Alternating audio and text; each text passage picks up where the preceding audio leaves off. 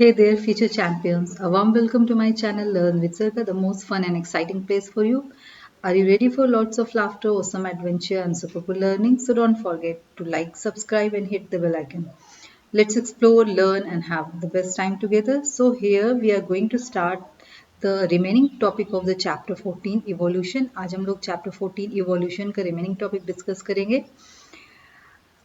Previous chapter में हम लोगों ने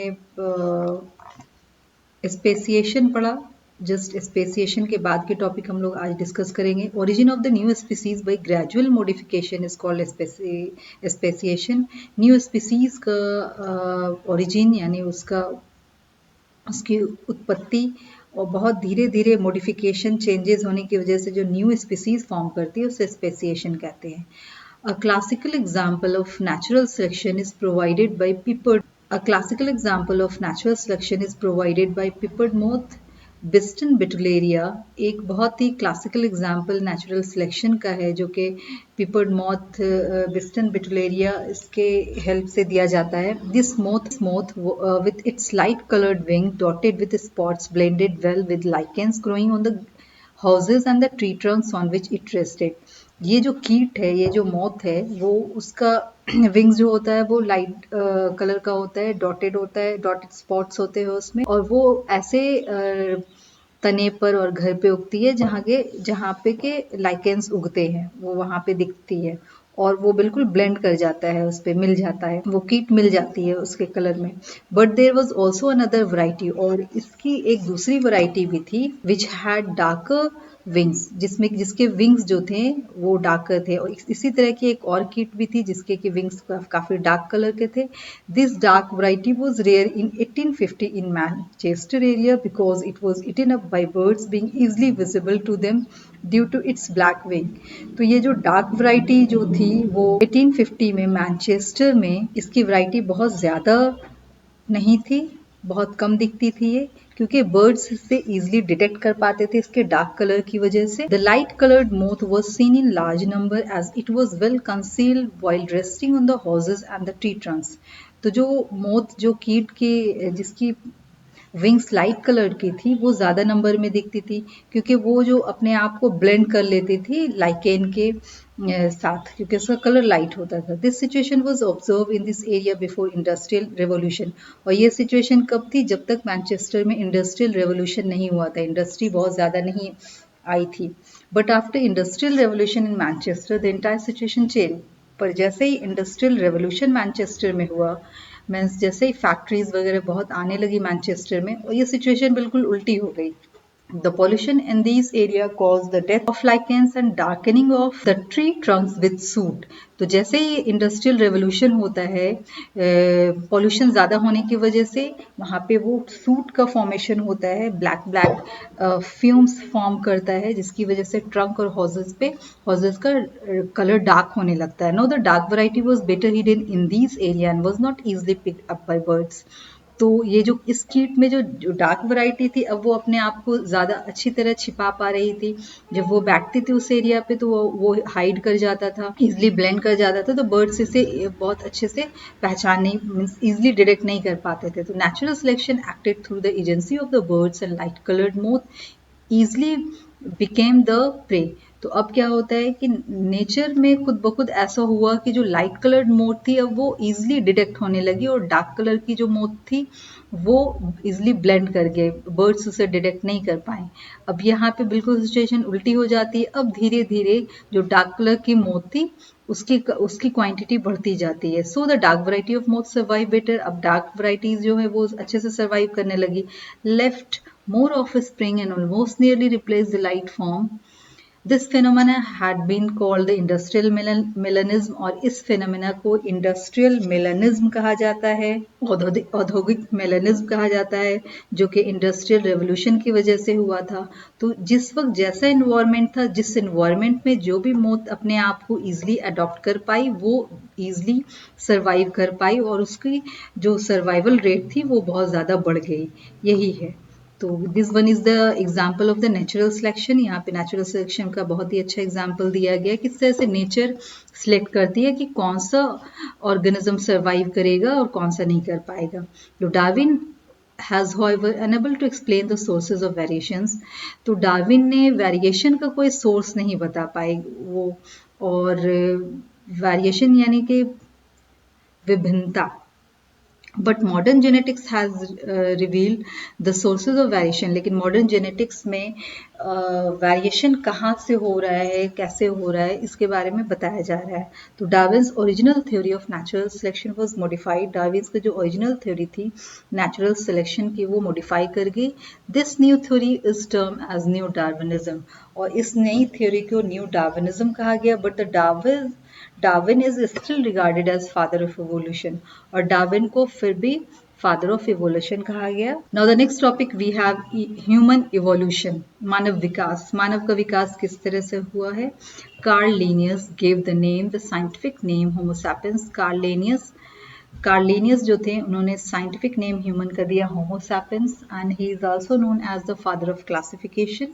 इन्हें कैरोलस लीनियस भी इनका नाम है, जिनको फादर ऑफ क्लासिफिकेशन कहते हैं. In the animal kingdom Homo sapiens और modern man belongs to. Now let us start the next topic, human evolution. Human evolution, मानव विकास किस तरह से हुआ, इस टॉपिक को अब हम लोग डिस्कस करेंगे. Carl Linnaeus gave the name, the scientific name Homo sapiens. Carl Linnaeus ने होमो सैपियंस ह्यूमन का साइंटिफिक नेम दिया. Carl Linnaeus is also known as the father of the taxonomy. Carl Linnaeus ने ही सबसे पहले taxonomy का पूरा detail classification दिया है और उन्हें फादर ऑफ टैक्सोनॉमी कहा जाता है. In the animal kingdom Homo sapiens और modern man belongs to the order primates along with the monkey and apes. तो एनिमल किंगडम में होमो सैपियंस या मॉडर्न मैन जो है वो ऑर्डर प्राइमेट्स से बिलोंग करता है, जिसमें कि मंकीज भी आते हैं, एप्स भी आते हैं. When human evolution began, जब ह्यूमन का इवोल्यूशन हुआ, विकास शुरू हुआ, forest had dwindled because of the glaciation. Forest जो थी वो काफी हद तक घटती गई क्योंकि ग्लासिएशन होता गया. बर्फ जो थी वो पिघलने लगी, आइसबर्ग्स जो थे वो पिघलने लगे. The common ancestor of apes and primitive humans had to come down from trees. इस तरह से trees से नीचे आना पड़ा बहुत सारे ancestors को, और they started walking on the ground, और वो अपने चार पैर से ही ग्राउंड पे वॉक करने लगे. The story of man's origin and evolution is recorded. इस तरह से जो मैन की स्टोरी है ओरिजिन की और इवोल्यूशन की वो रिकॉर्ड है. और रॉक्स में इसके कुछ पिक्चर्स देखने को मिल जाते हैं. अभी फॉसिल फ्यूल्स जो निकलते हैं रॉक्स पे बहुत सारे पिक्चर्स देखने को मिलते हैं. इन सबसे ये पता लगा है कि इस तरह की चीजें हो रही थी उस वक्त. The scientific study of human origin and evolution is based on the fossils which where obtained primary from Asia and Africa. तो साइंटिफिक स्टडी जो ह्यूमन ओरिजिन का है और उसकी उत्पत्ति कहाँ से हुई, इसका विकास किस तरह से हुआ, ये सब फॉसिल्स के जीवाश्म के बेस पे किया गया है. जिस तरह का जीवाश्म मिल रहा था उसी के बेसिस पे स्टडी की गई जो कि एशिया और अफ्रीका में मिली है, और उसके बेसिस पे ये सारी चीजें बताई जा रही है. However the fossil record is incomplete. हालांकि जीवाश्म का रिकॉर्ड जो वो इनकम्प्लीट है, बट इनफ है कि इस तरह के पाथ को ड्रॉ किया जाए, इस तरह के आर्क को ड्रॉ किया जाए और इस डेवलपमेंट किस तरह से हुआ है वो बताया जा सके. Man is suppose to have originated from some ape like ancestors. तो मैन ह्यूमन बींग्स जो है वो माना जाता है कि इसी तरह एप लाइक एंसेस्टर्स से ही उनकी उत्पत्ति हुई है, कम से कम 15 से 20 lakh million years ago. These apes like ancestors serves as a common ancestor for both apes and humans. तो ये जो ape है, एप लाइक एंसेस्टर्स है, वो दोनों के एंसेस्टर्स हो सकते हैं, एप्स के भी और ह्यूमन बींग्स के भी. Going from an ape like form to human from required many major changes which are given below. तो एप से फिर वो ह्यूमन बींग्स में कैसे डेवलप हुआ, बहुत सारे चेंजेस आए. जो चेंजेस आए वो यहाँ पे डिस्कस किया जा रहा है. Bipedal locomotion and the freeing of forelimbs from the ground. तो दो पैर पे चलना शुरू कर दिया और जो फोरलिम्स थे वो फ्री हो गए. Increasing in the cranial capacity. जो कपाल क्षमता थी, जो सर की जो क्षमता थी, सर का जो माप था उसको इंक्रीज करते गया. Reduction in the size of the canines due to the omnivorous feeding habits. क्योंकि इस तरह के एनिमल्स में कैनाइन डेवलप जो थे वो बहुत हद तक रिड्यूस करते गए क्योंकि उनका फीडिंग हैबिट चेंज हो रहा था, वो ऑमनीवोर्स हो रहे थे। लॉस ऑफ जॉ पावर, और जो जबड़े की जो ताकत थी, चूंकि उन लोगों को काट फाड़ कर ही खाना होता था, इसलिए जॉ पावर बहुत था, तो जॉ पावर भी वो लूज करते गए। डेवलपमेंट ऑफ चिन, और ठुड्डी जो थी वो काफी डेवलप करती गई। तो ये सारी चेंजेस देखने को मिलती थी धीरे धीरे। डेवलपमेंट ऑफ फॉरहेड, फॉरहेड यानी सामने जो पेशानी है, ब्रो रीजेस जो है वो सारे डेवलप करते गया। इंक्रीज इन हाइट, लंबाई काफ़ी बढ़ती गई। Erect posture by the development of lumbar curve, और पोस्चर जो है वो इरेक्ट होते गया, सीधा होता गया, क्योंकि लंबर कर्व जो थे वो डेवलप कर रहे थे। रिडक्शन इन बॉडी हेयर, चूंकि उस टाइम उस तरह के जो एंसेस्टर्स थे ह्यूमन के, उनमें बॉडी हेयर बहुत था, पर वो धीरे धीरे रिड्यूस कर रहा था। You can see here that how the evolution of bipedalism, bipedalism यानी दो पैर पे चलने की किस तरह से आदत बनी। पहले ये चार पैर पे चलते थे इस तरह को, और फिर दो पैर पे चलने का, that is the bipedalism. Before learning about the human ancestors, it will be good if we start from pre human ancestor. तो ह्यूमन एंसेस्टर्स को पढ़ने से बेहतर है कि सबसे पहले जो ह्यूमन के जो एंसेस्टर्स थे, प्री ह्यूमन एंसेस्टर थे, उसको पढ़ा जाए।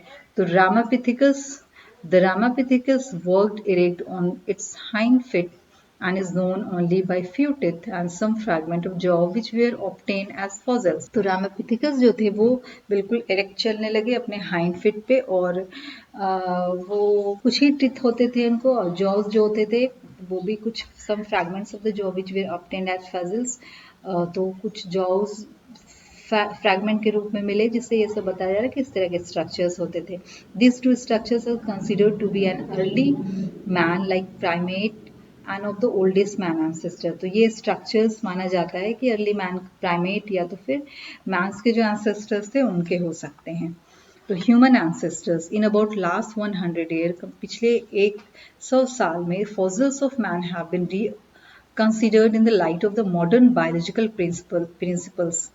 तो पिछले 100 साल में जो फॉसिल्स मिले हैं, और उसे फॉसिल्स मिलने के आधार पे इस थ्योरी को रिकंसिडर किया गया, फिर से इसे समझा गया, और different stages of human ancestor during evolution are term, और इस तरह के टर्म्स दिए गए। तो पहले है Australopithecus, Homo habilis, Homo erectus, Neanderthals, Cro-Magnon, Homo sapiens. ये सारे जो है डिफरेंट स्टेजेस हैं ह्यूमन एंसेस्टर्स के, और फाइनल होमो सैपियंस आते हैं। You can see here with the diagram के किस तरह से, you can see here with the what the pictures are given here. Ramapithecus, Australopithecus, Homo habilis, Homo erectus, Neanderthal man, Cro-Magnon, modern man.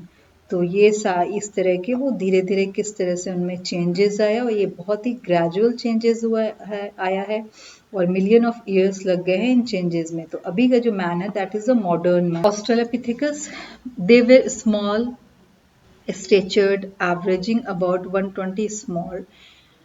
120 centimetre tall. ये छोटे statured के, छोटे आकार के होते थे, और इनका एवरेज हाइट 120 सेंटीमीटर होता था, और इनकी क्रेनियल कैपेसिटी 450 से 600 सेंटीमीटर क्यूब होती थी, यानी कि इनका जो कपाल क्षमता थी इतनी होती थी।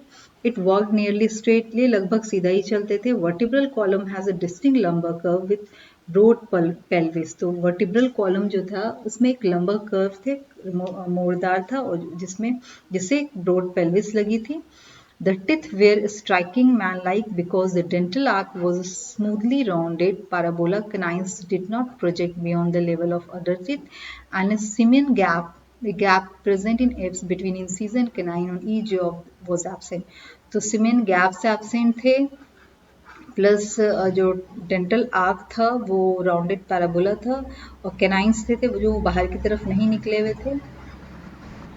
और इसमें आपको क्रेनियल कैपेसिटी जरूर याद रखनी है, हाइट जरूर याद रखनी है। तो दो कैरेक्टरिस्टिक्स पूछा जाता है, what are the characteristics of the Australopithecus.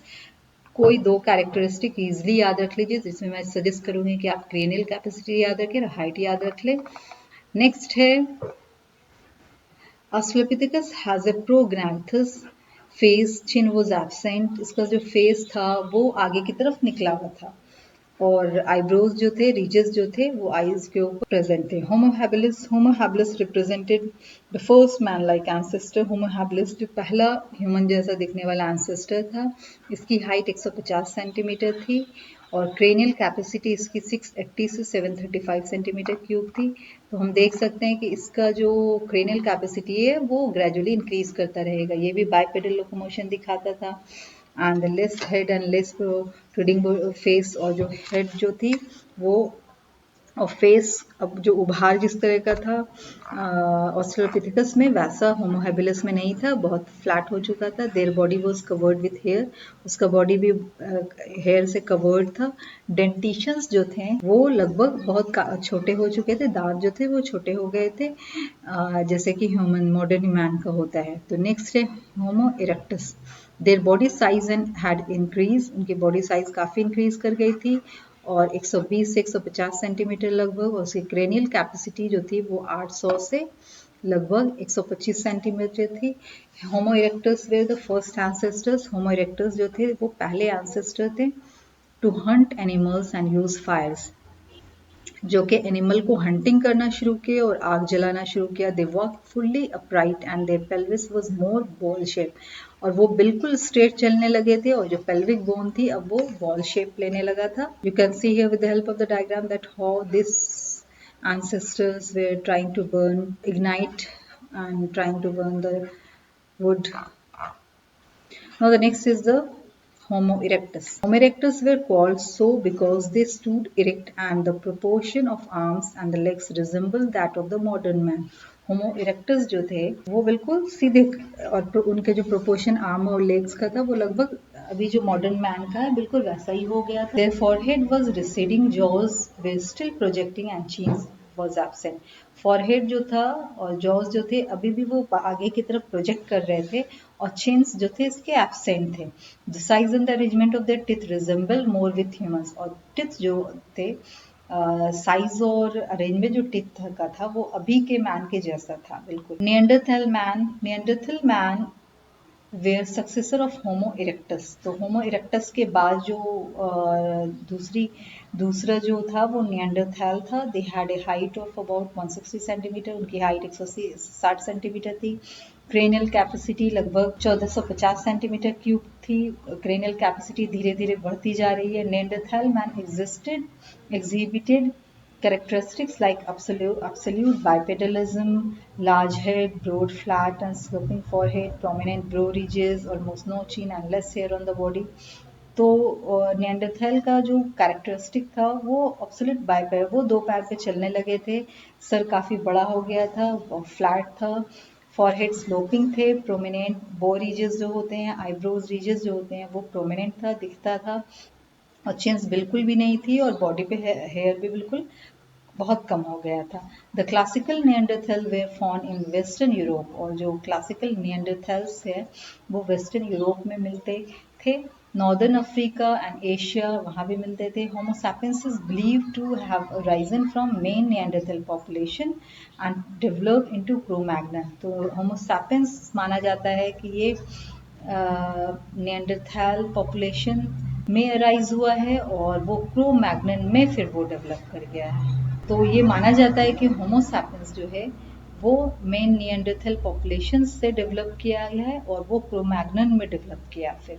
तो क्रो मैग्नन जो होगा, Cro Magnon during last 30,000 years और even more, Homo sapiens close to the modern man lived mainly in Europe and were known as Cro-Magnons। तो कम से कम 30,000 साल पहले Homo sapiens जो थे वो मॉडर्न मैन से बहुत करीब हो चुके थे और वो यूरोप में रहते थे और वो कहलाते थे Cro-Magnon. They were much more advance than the Neanderthals, और वो नियंडरथल से बहुत ज़्यादा एडवांस हो चुके थे। दे क्रो-मैग्नन वेर अबाउट 180 सेंटीमीटर, उनकी हाइट 180 सेंटीमीटर थी। क्रेनियल कैपेसिटी 1450 थी, 1450 से 1600 सेंटीमीटर क्यूब थी। They had a large skull, broad face, rounded forehead and a prominent chin। और उनका जो स्कल था वो बहुत बड़ा था, फेस काफ़ी चौड़ा था, राउंडेड फॉरहेड था और प्रोमिनेंट चिन थी। दे लैक्ड आईब्रोज जो था वो बिल्कुल ख़त्म हो चुका था, eyebrow ridges. There body was less hairy, और उसकी बॉडी जो थी बहुत कम हेयर प्रेजेंट था, फेस वॉज परफेक्टली ऑर्थोगनेथस और फेस जो थी वो परफेक्टली ऑर्थोगनेथस थी and strong jawed with man like dentition, और डेंटिशन पैटर्न यानी पैटर्न ऑफ जो टिथ है, टिथ का जो अरेंजमेंट है वो काफी स्ट्रॉन्ग था, बिल्कुल वैसे जैसे ह्यूमन बींग्स में। They were swift footed and cave dwelling beings, और उनका जो फुट था वो जमीन पे रखने के लिए बिल्कुल सही हो गया था।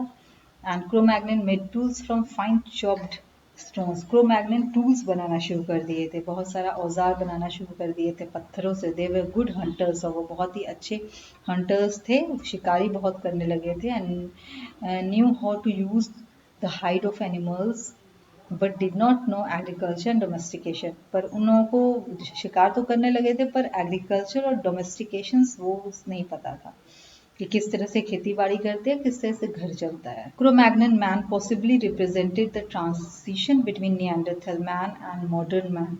तो क्रो-मैग्नन एक ऐसा फॉर्म है जो कि निएंडरथल मैन जो होमोसैपियंस में कन्वर्ट कर रहा था उसके बीच का है।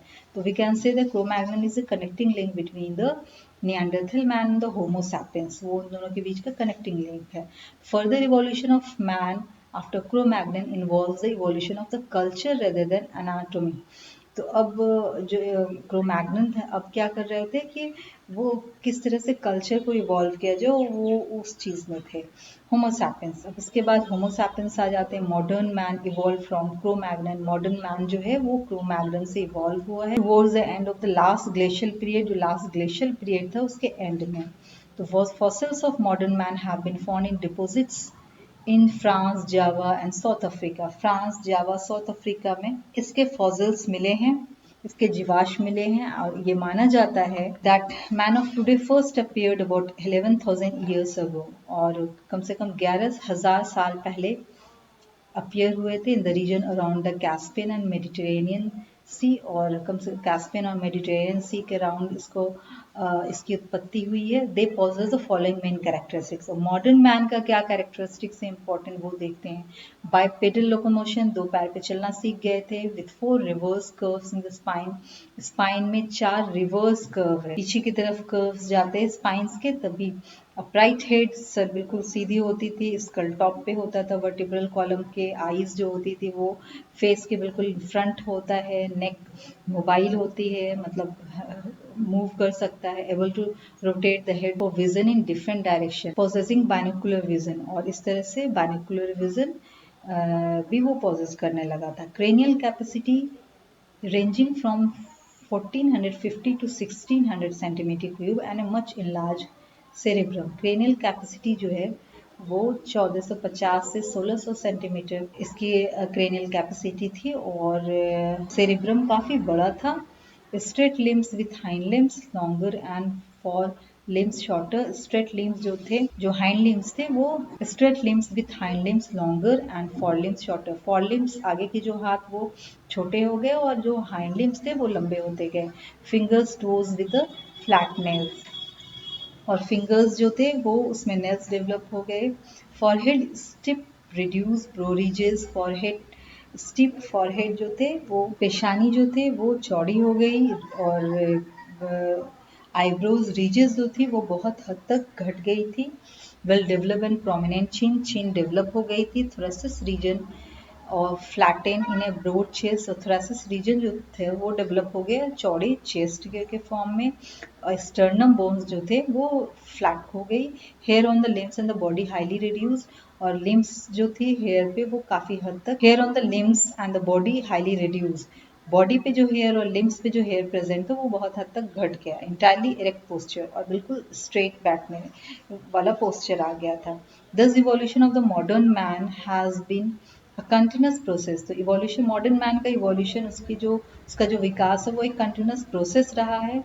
The modern man develop a logical and syllabic speech in order to communicate. Modern man ने अब किस लॉजिकली और किस तरह से उसे बोलना है, किस तरह से एक दूसरे से कांटेक्ट करना है, उसके लिए वो कम्युनिकेशन, बातचीत करना स्टार्ट करते हैं। अपना different different sign language use करते हैं, आवाज निकाल कर करते हैं। He use metals to prepare metallic tools, और वो मेटल्स को यूज़ करने लगे, मेटल टूल्स बनाने के लिए, ऑर्नामेंट्स बनाने के लिए, बर्तन बनाने के लिए ही कल्टिवेटेड प्लांट्स। अब वो प्लांट भी कल्टिवेट करने लगे, एग्रीकल्चर भी स्टार्ट हो गया, एनिमल्स को पालने लगे और इकोनॉमिक इम्पोर्टेंस उन्हें समझ आने। Cities developed on the river banks and as agriculture advance, और सिटीज जो रिवर के साइड थी वो सारी, और नदी के किनारे अब शहर बसने लगा, गांव बसने लगा, एग्रीकल्चर बहुत ज़्यादा एडवांस होने लगा।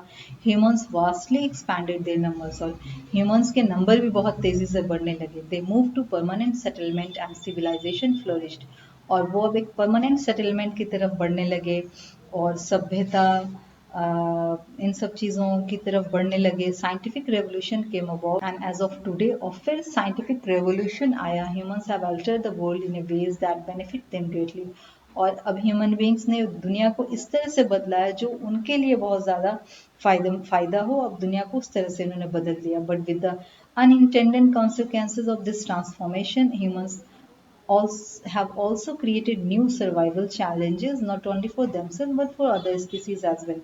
पर इस तरह से जो ह्यूमन अपने हिसाब से दुनिया को बदल रहे हैं, तो इसका सिर्फ उनके उनके ऊपर ही इसका नतीजा नहीं होगा, ये दूसरे स्पीसीज को भी हार्म कर रहे हैं। So here we have completed our chapter 14 chapter complete हो गया। आपके जो भी डाउट, जो भी क्वेरीज है वो आप कमेंट बॉक्स में जरूर लिख के भेजिए। So all of you have a good day and bye.